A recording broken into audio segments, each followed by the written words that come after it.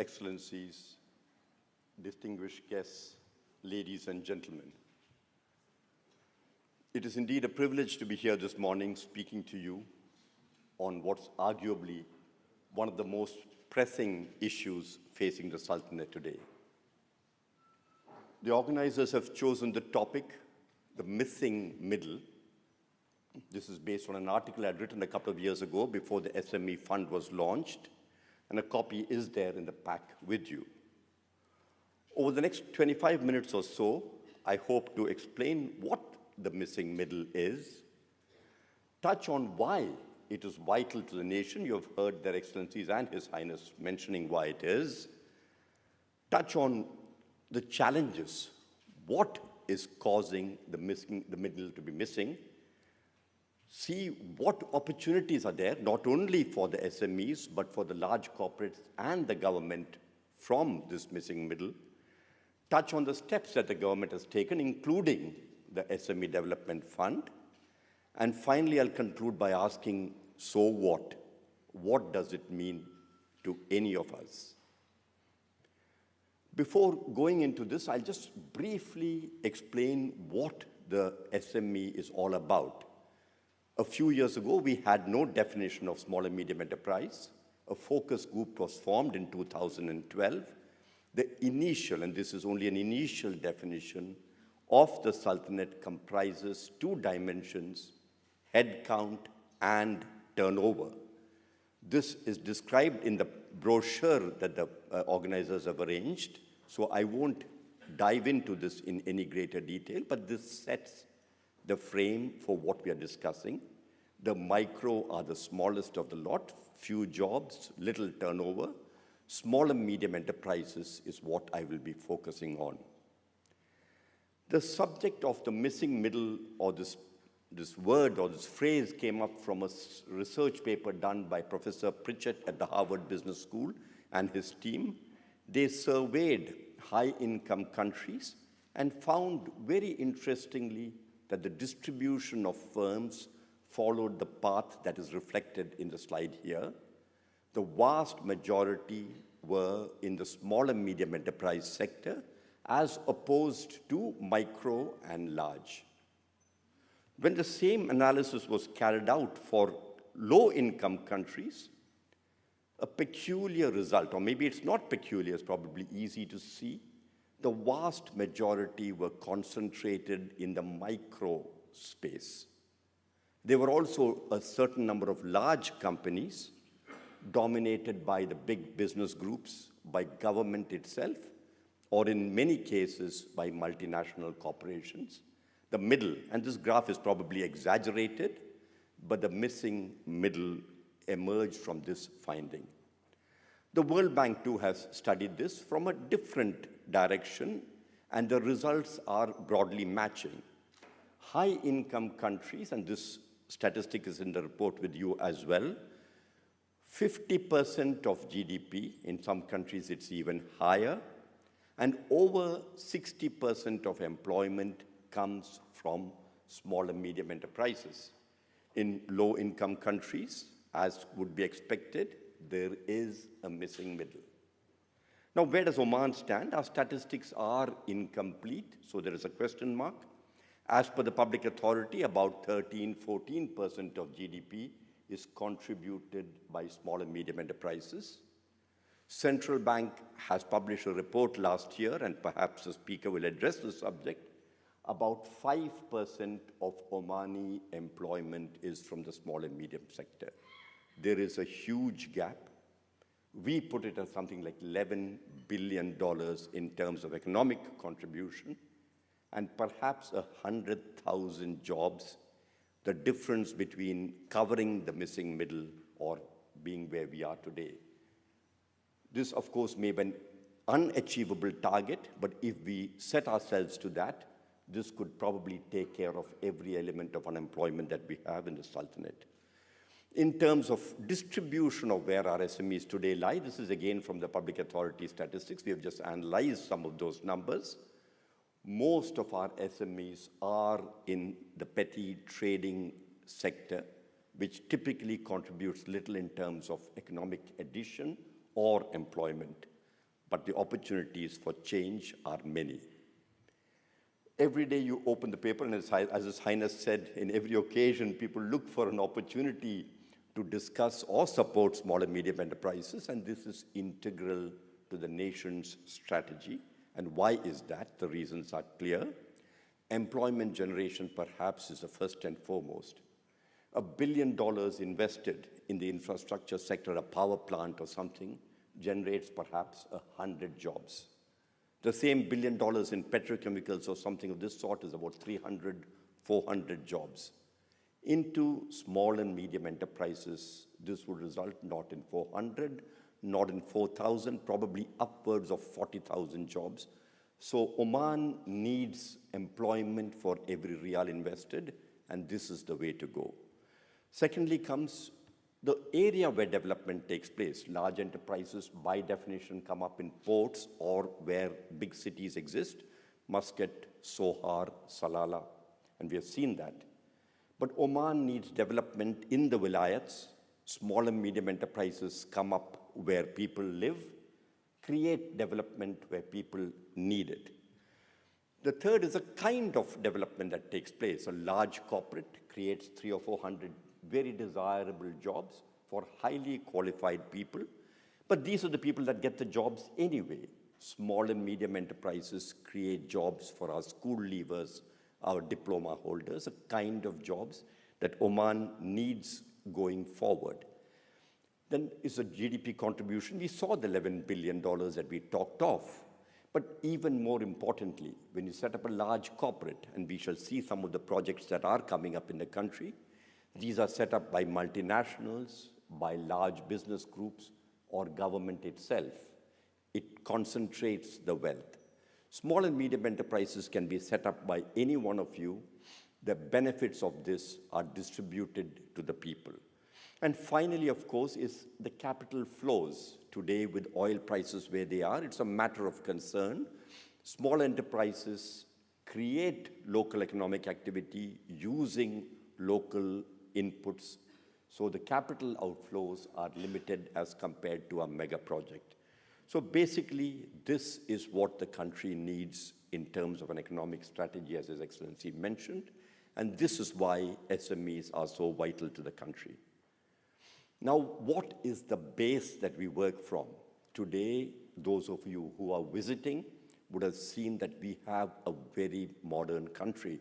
Those of you who live here, we probably already take it for granted.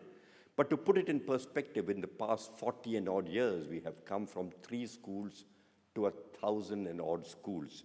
We have come from 10 kilometers of roads to a network of possibly world standard infrastructure. I've just flown in from Europe a few hours ago, and I believe we match the best.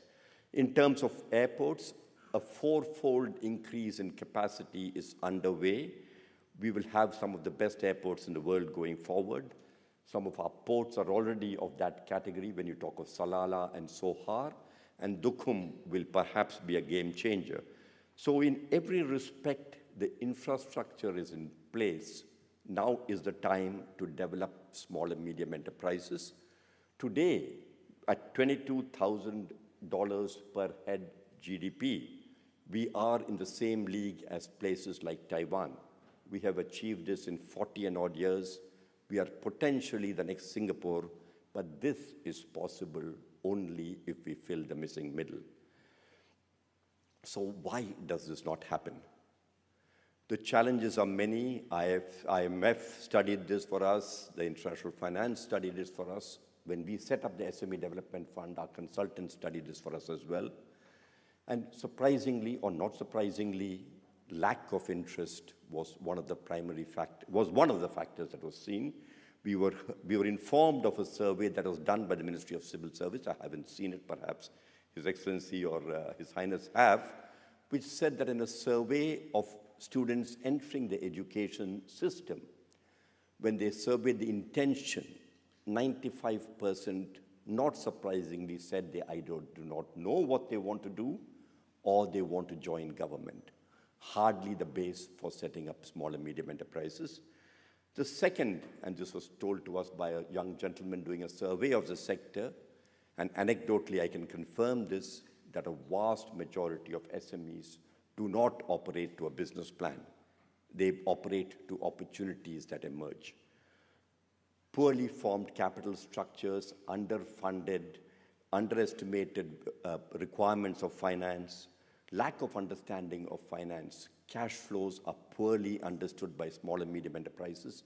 We have seen successful businesses fail because their working capital gets stuck in their growth plans.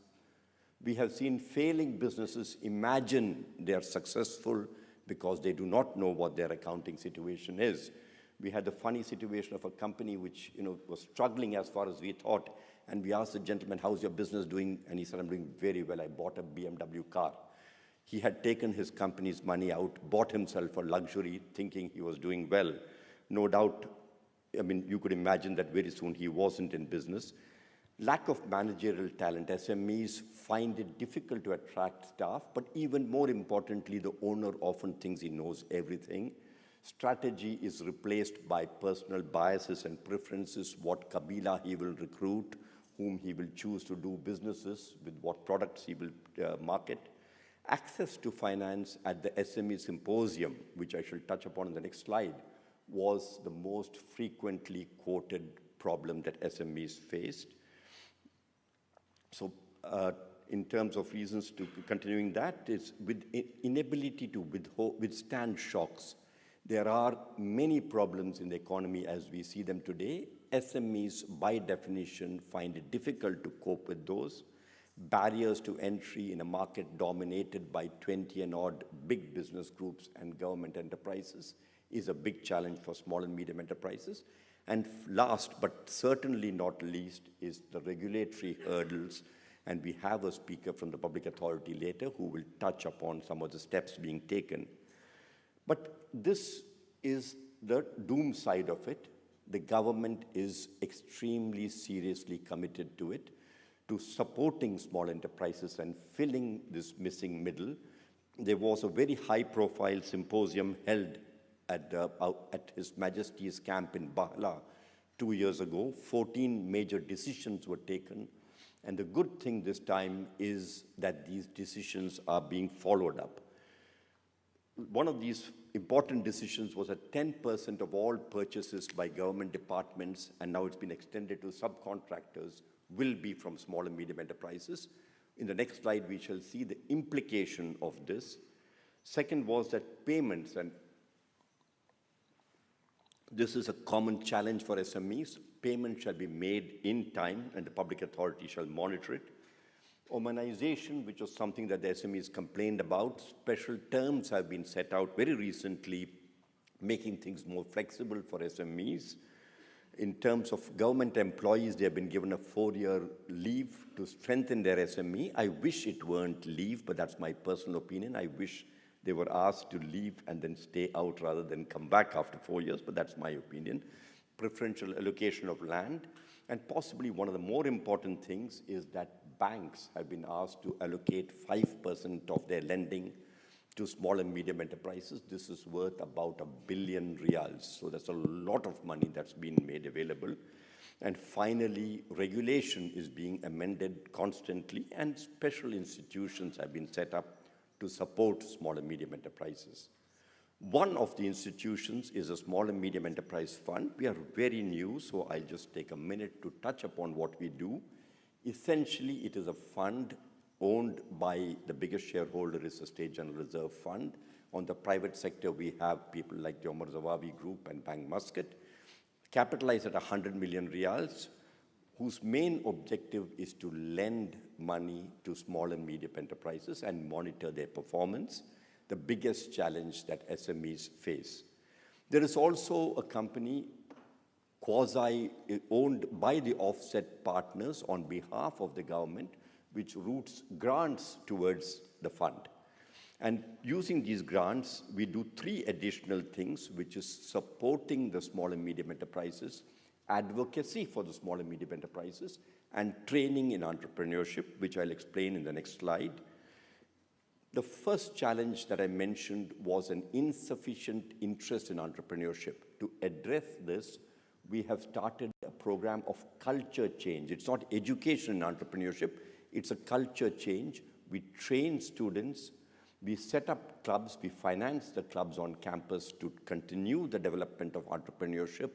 We finance activity, commercial activity, so that students can do businesses on campus.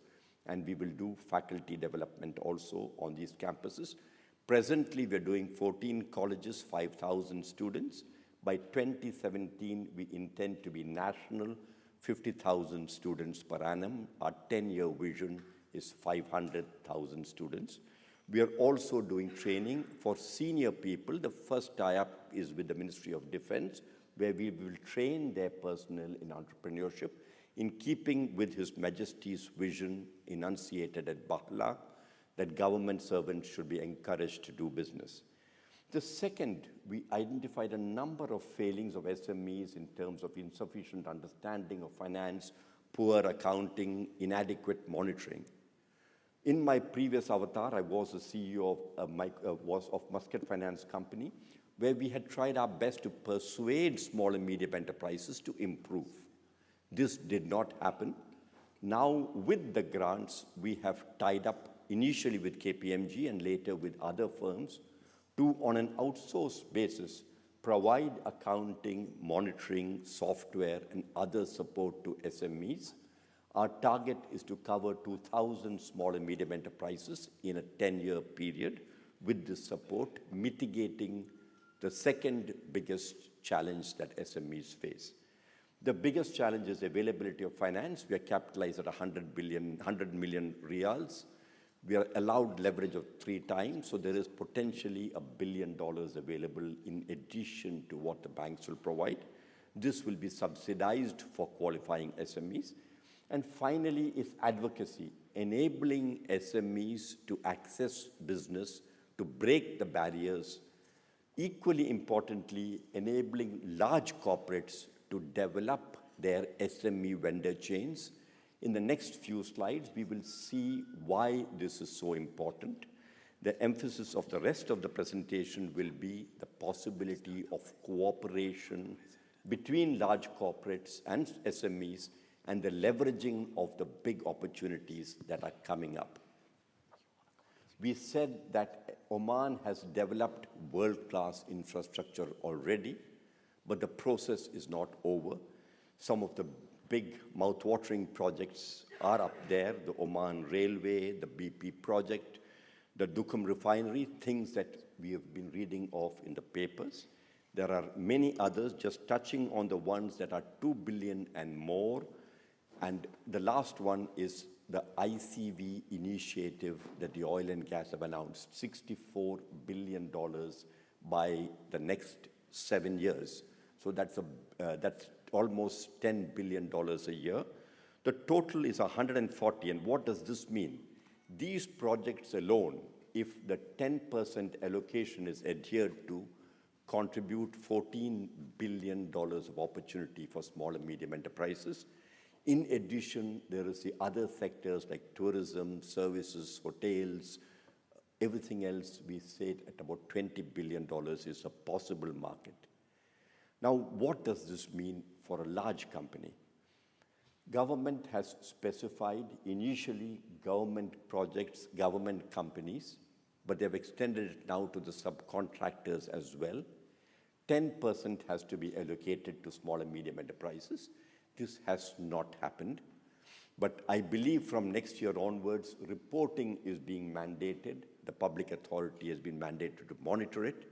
And I dare say that in the coming years, the net will be spread wider.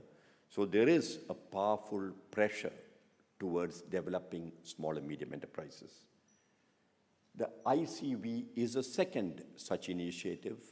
$64 billion means $6 billion in the next 7 years for small and medium enterprises at a 10%.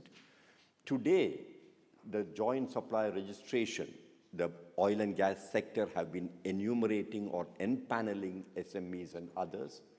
The number has reached only about 1,000. This means that every SME has to do about 1 million riyals of business just to achieve this, which is just not possible. There is a huge gap. Those who move proactively will have an advantage as ICV gets implemented.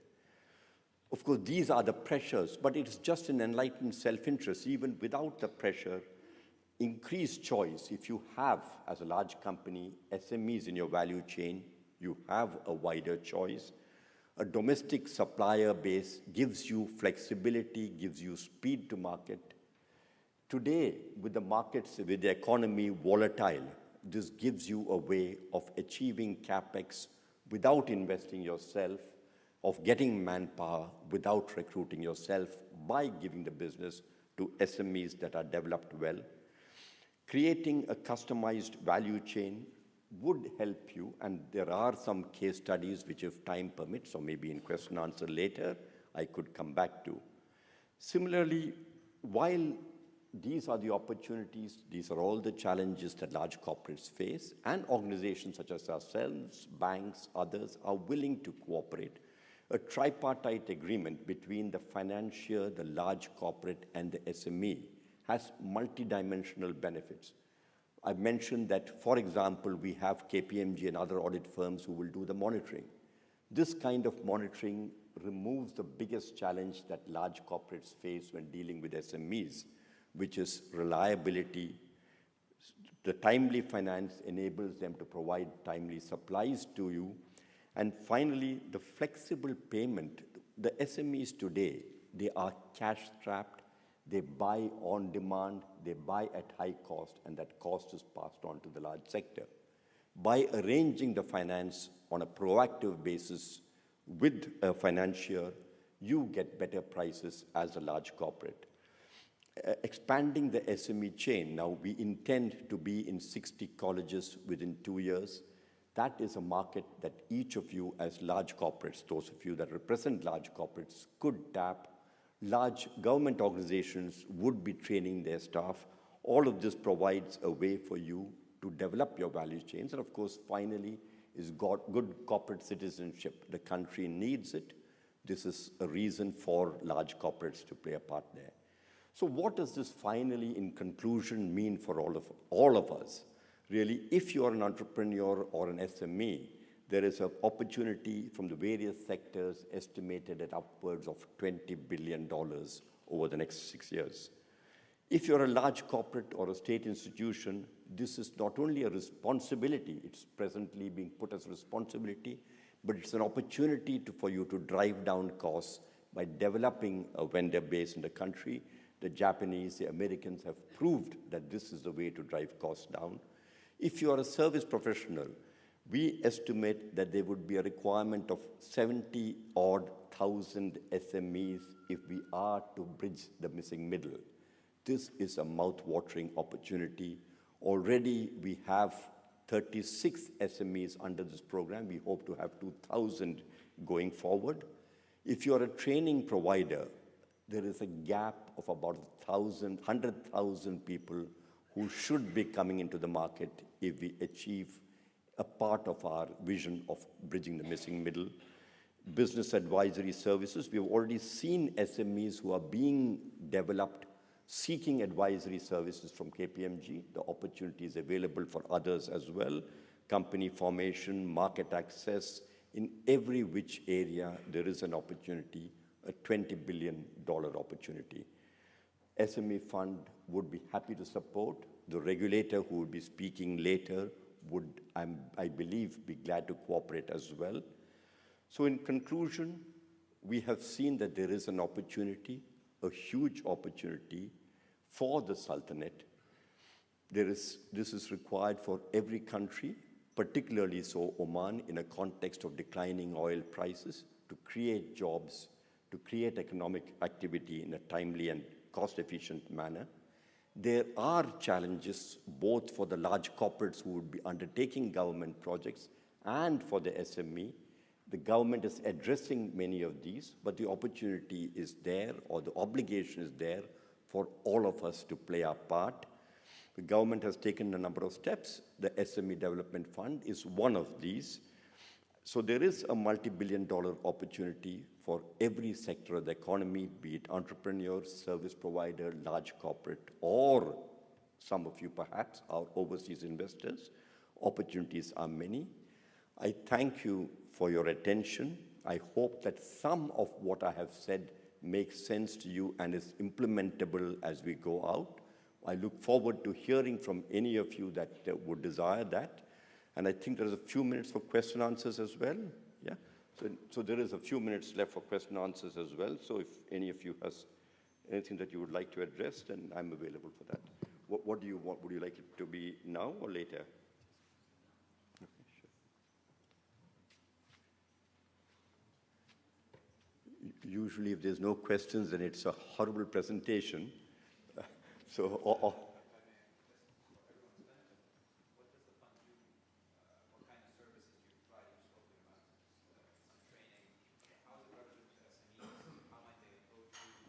okay, that's an excellent question, and when His Highness asks a question, then it's usually a very perceptive one as well. The SME Development Fund okay, we do 4 things, and I'll just perhaps go back to that slide because it's important to know what's available out there for the SME sector. We do 4 things essentially. The entrepreneurship training in the main is in the education system to address the challenge of students not being interested in entrepreneurship. The focus is not on teaching entrepreneurship, but making a culture change. We are present in a small way at the College of Agriculture, the SQU as well, and we will be expanding this as we go forward. For the ICV sector, we are in dialogue with OPAL because it's impossible for us to train all 100,000 SMEs that exist. But in cooperation with OPAL, only for the ICV sector, we have said and we have drawn up a calendar where we would talk of not only the soft skills, the marketing, the accounting, and all of that kind of stuff, but also in cooperation with the oil and gas sector, the hard skills, the HSC, the project management, and various other aspects as well. So that's the training side of it. The second side is the financing. At the SME Symposium, 60-odd% of the complaints were about financing. And when the subject of financing came up, the queue was unmanageably long. SME Fund provides financing without personal collateral, which was the biggest problem that SMEs faced. So it's without personal collateral. We finance flexible financing.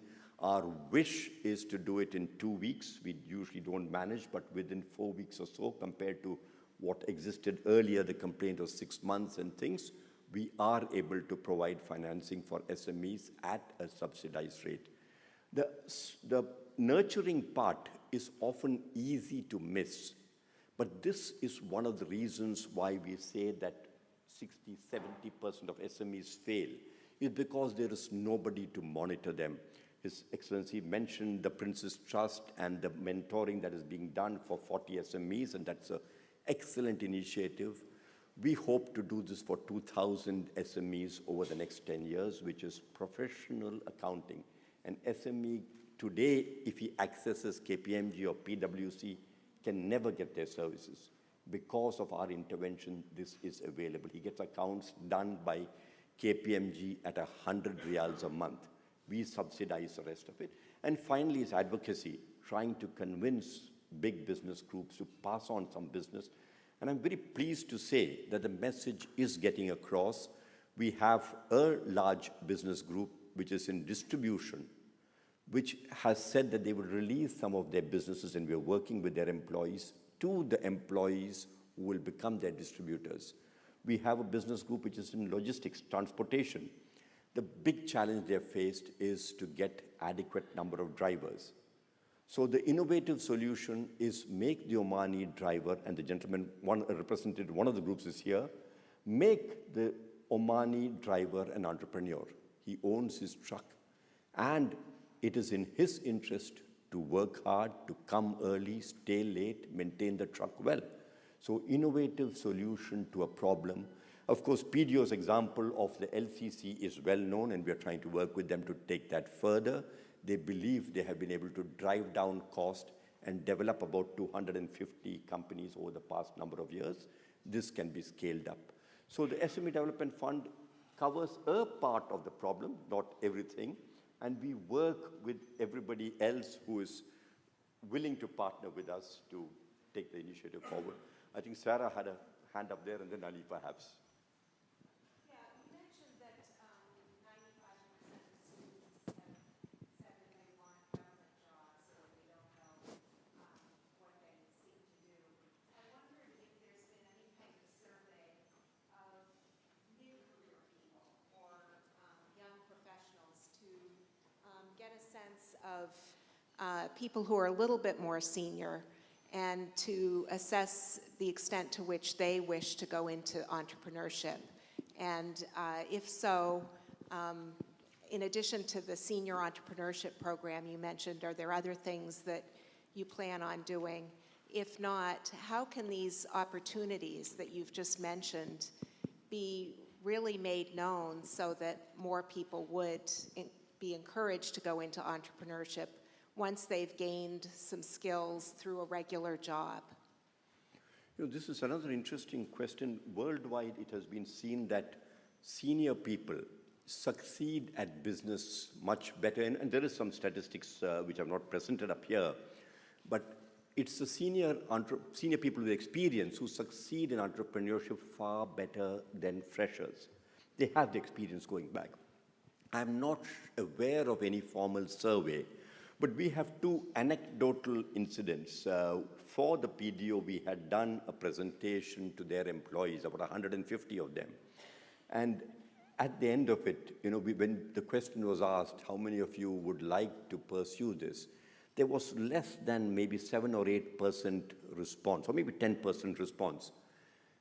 Similarly, you know, I mentioned that we are trying to work with 3 large business groups to farm out an opportunity, which seems like, you know, something that you would never leave on the table. If somebody is going to give you a business, give you the business asset at a subsidized price, give you accounting, give you all of that kind of stuff, you know, why would you not take it? And the challenge actually we are facing taking this forward is to get enough of a pool of people that we could train and then select from them. So there is an issue, and the issue is in the social space. I mean, I'm sure, Your Excellency, in the deliberations before the symposium, this was touched upon. There is a cultural bit of ambiguity. There's a funny incident which His Excellency himself mentioned in, you know, those deliberations that day, that if you want to get married as a young man, if you are an entrepreneur, you've got far less chance than you know, if you're working for government. So these kind of very funny things. My daughter is marrying an entrepreneur and we are thrilled, you know, but if you are, you know, in the typical context that we have here, if you want to get a loan from a bank, if you're an entrepreneur, your chances are far less than if you work for government. So these cultural bits have to be addressed. Of course, putting the opportunity on the table is the first part of the battle, but I think media, social, you know, your social networks, these things have to play a big part in bridging that cultural gap. We try and go out wherever we can, spreading the message of entrepreneurship and of these kind of opportunities which are once in a lifetime. I don't think this will ever happen again in any of our lifetimes, but there is a big challenge there which we need to address, all of us. Ali, I'm sure you have a very hard question. The microphone here.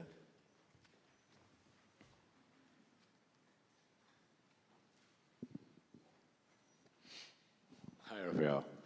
Mine is not a question. I'm just an observation. So I see in all these summits, everybody talking about the same thing, which is why we need to do this, why we need to support the SMEs. I think we all are sold on that right now. That's why we're here in this room as well. I think what's lacking is, you know, everybody, we keep talking about the PDOs and all of that, the ICVs and all these opportunities, billions of dollars and so on. Now I think I'm a seasoned businessman, but even when I look at that slide, I'm like, how the hell am I going to get to this opportunity? I mean, what is in there? It's like a box, that black box. I don't know, you know, what are the opportunities? So that's me. Now, can you imagine a guy who's starting, a small-time entrepreneur, just a startup? So I think what needs to be done is that these companies or these organizations like PDO and so on, or maybe yourselves or organizations like yourselves, is to really dissect and unpeel and put there what the opportunities are so that proper matchmaking can be made. Just to say this is the opportunity and this is why you should do it, going to entrepreneurship, I think we're lacking something there. There's a missing link. Thank you. You know, Ali has made a very impressive point. $64 billion in oil and gas, $15 billion in rail. Yourself, it's not yourself alone. When we talk to overseas delegations, you know, the British delegation that visited a couple of years, maybe about a year ago, when we talk to them, even professional people find it very difficult to make any sense out of this. Oil and gas has listed down 23 or 26 areas which are suitable for SMEs, but even those 26, you know, when you say forgings, you know, it makes very little sense to a guy starting off in business. I had the situation of a gentleman who was working in Oxy, who came to us with a business proposal for making paper tissues. And we said, you know, there's $64 billion in oil and gas. Why the hell are you? You're an engineer. Why are you making paper tissues? He says, I understand paper tissues. I don't know what the heck these guys are talking about in $64 billion. So I better go what I understand. We have offered, and it is yet to be accepted, to the OPAL, that we, and to the ICV committee, that we will translate this mysterious 23 into thumbnail sketches at our cost, saying that this is what it means, these are the kind of products that come out, these are the kind of competences that you require, and these are the kind of places that you can get the technology if it's not available. It is yet to be accepted, but we are willing to do it if we are permitted to do it, and we are willing to do it at our cost. There's also a need, you know, to build further on what Sarah said, to understand what this sector is all about. We have this little bit of information about 41% being in trading and about 117,000 companies and stuff of that. But how do we work with that? And we have again offered to subsidize a survey if we would be permitted to do it. But we have yet to get a response on that as well. To go out there and survey what does this 117 mean? Because we went to the Baladia and we got 300,000. When we analyzed that, we could drive it down to something like 50,000, but we don't know these companies exist, what they do, what their capitals are, what the problems are, nothing. So there are many gaps, and it's obviously not ourselves, but you know, everybody together perhaps could play a part in that. And we'll be willing to cooperate to the extent that we can. We are a small, relatively small organization. There's a question here as well. Hi. Just a quick comment, if you don't mind. Sorry, take the time. I'm coming from the financial sector. I've seen that a lot of people also now moving to the being entrepreneurs, starting their own businesses. But there is a large number also coming from steady employment, government employment, or from any other employment. And as you know, the culture in Oman, most of the people take loans from our banks. And when they go, they don't have stream of income to settle their financing from the banks. And they venture into the business at a certain stage of the development of the business, they will be faced by a liability that there is no enough funds for it to settle it. I think this is an issue needs to be tackled from early stage. Otherwise, we'll find a big portion of people who are starting the business, while they will moving forward, they will be pulled back by the liabilities they have, and they are not able to finance these liabilities. So it's part of the preparation of these people for the new. They have to make arrangement, proper cash flows for them to venture into the new businesses by organizing their financials also in the right way. So, no, there are many gaps. In fact, because of, I wanted to keep it to 25 minutes, I didn't put up all the slides, but there are gaps for business advisory services, for financial advisory services and all of this. But there's one thing that I want to, make clear. Entrepreneurship is the hardest choice. It's not going to be easy. Also, when a person gets into entrepreneurship, and I mentioned very briefly about working capital gap and pre-operative costs and things, he has to be prepared not only to be able to meet his commitments, but also to meet the initial commitments of a business. Businesses don't always make money initially. There is a pre-operative period and all of this. Now, SMEs have typically not sought financial advice, and that's one of the changes we have been trying to bring about. And it's very gratifying that we're just really less than a year old from practical purposes. But we've already had a few SMEs come forward and say, hey, we realize we don't know, and can you refer us to KPMG? We subsidize it. and get them to do some amount of financial advisory service for SMEs. But yes, it is an important thing. And building on what you said, there is a big gap here. Venture capital does not exist for two reasons. One, there is no angel body, and Your Excellency, the British ambassador, we had worked with yourself and your team earlier about this subject of angel investing, and maybe we should revisit that. There is plenty of experience elsewhere in the world, but nothing has happened here. Of course, there is a cultural issue also that Omani entrepreneurs hate selling a part of their business, but all of these things address to the issue that you are referring to. I hope I've... Assalamu alaikum wa rahmatullahi wa barakatuh. My name is Fahmi. A few of you guys know me. I'm an entrepreneur from 2003. I've had my SME company and I'm surviving over here. There's one more category you forgot, nano enterprise. That's where I'm at. One-man army that can actually have the speciality of an agency. As a business, I'd like you to tell me one thing, speeding the payment process that companies take forever to kill us with. If you could explain that more. Thank you. This is one of the biggest problems, and unfortunately, SMEs are the least capable of handling it because you don't have the financial backing that large corporates have. At the symposium, this was touched upon. There was a circular issue that at least government should pay in 28 days. To the best of my knowledge, that has not happened. All that ministry, now I'm probably speaking out of turn. All that Ministry of Finance has done is said that, okay, the concerned ministry is now responsible. So now the delay is not in Ministry of Finance anymore, it is somewhere else, and the elephant in the room is not being looked at by anybody.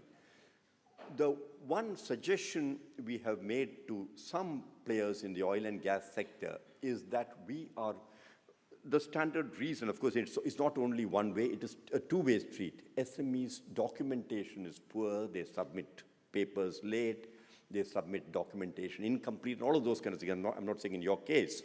So what we have suggested to some of the large players is we would do that part of the work, provided the large player commits to pay after that in a particular amount of time. So far, no takers because everybody likes the free lunch that they get from their suppliers, 90, 120, 150 days. I believe in the UK, large corporates have now started being mandated to report the payment cycle. That is an excellent way of taking it forward. I'm not sure whether the same thing is done in India. When Oman reaches those levels, then you will be paid in time. But inshallah. I beg your pardon? You said SMEs are taught a culture, right? Is it possible to teach the corporates the culture of dealing with SMEs? Yes, it is a two-way street, and it is a challenge. And I believe that the oil and gas will be the first to take this initiative if the ICV moves in the direction that we hope it will. We will hear Mr. Musallam later in the morning.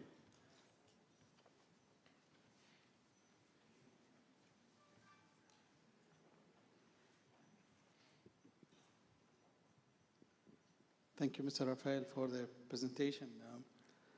I think you guys are doing a great job, and we wish you all the best. But there's a few comments I would like to know from you.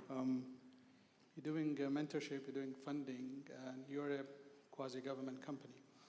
And then we have Riyada here, and we have the other fund, Raphael, also doing funding. Yes. You both are doing the same thing practically for the greater good. Do you think there might be a marriage somewhere in the future between you and them? They could be, they need not be, because competition is, I think, the essence. We have had, before both of us came in, we have had Oman Development Bank doing that as well. The issue is if there is only one player, then we get complacent. There is no benchmark and there is no competition. So a bit of healthy competition is required. If it comes into a situation where there is surplus finance and, every SME is being taken care of, then there would be a call to merge. There are some differences to my mind between the various players in the marketplace. We have sort of mapped it out when we were drawing up our strategy. Riyadh, of course, is the regulator, so they are the big boys. Rafad is the successor to the Sanad program and some of the other programs. They are, to my thinking, more the small and micro enterprise financier, the self-employment, the unemployed, and that kind of focus, which is very important in the country, the micro end of the market, which is where most of the players exist. We see ourselves as a slightly larger player. We don't go below 50,000 riyals per transaction. So we're typically talking of a SME that turns over 300,000 or 400,000 riyals. So we're looking at ourselves at the larger end of it. In that sector, we try and do it in a bit more value-added way of doing the accounting, doing the software, doing the monitoring, and all of those kind of things. To enable that SME to grow, we hope to see 10-15% of them growing into the large, which means that we will lose the business, which is fine, but the country will get a large company coming out of that. And we've had some examples in the past. So there are shades of gray. Then we have Sharaka, and then we have Interlaka, and there are very many other players who all play complementary roles. And I think that's very valuable, but inshallah. I think there's a question in the back there. Are we going to, okay, I think we shall, last question? Good morning, sir. It's not from the business sector. I'm actually from the media. I just would like to know, to summarize what you've said, how long do you think it would take for the SMEs to reach the level where all these organizations are expecting them to be? And what about SMEs actually complaining about being very competitive, the market, and actually difficult to catch up with the big players in the market, where they lose out business? Once they start establishing themselves, they lose out. They lose out because of competition. Yes. See, of course, competition is going to be there, and without competition, the economy will not move forward. How long will it take? It will take some time. These things, it's 2 years since the initiative started. It will take time. But if the big players cooperate, if Riyadh sets up the policies in the manner that they should, then we should be able to jumpstart it. We should make ourselves, or we should aspire to make ourselves, the next Singapore. Now, sorry, what is you said about competition? Yes, that will exist. The first one is, how long would it take for the SMEs to reach where we want them to be? I think that will take some time. But having said this, and we've got some people who have said that we can quote them. One of them is in the front panel itself, whom we have seen growing from nothing to a pretty big size. We have seen SMEs who have, in 8-10 years, started with 20,000 riyals of funding and now reach tens of million riyals of turnover. So it is possible. Will everybody reach? Doubtful. If ICV and others play their part, fairly quickly. But it's a very inexact answer. I think we should close so the next speaker can get on. I'll be available for the first half of the program. Thank you very much for the interest. Thank you very much for the opportunity, and good luck with implementing some of the initiatives that the country has in mind. God bless.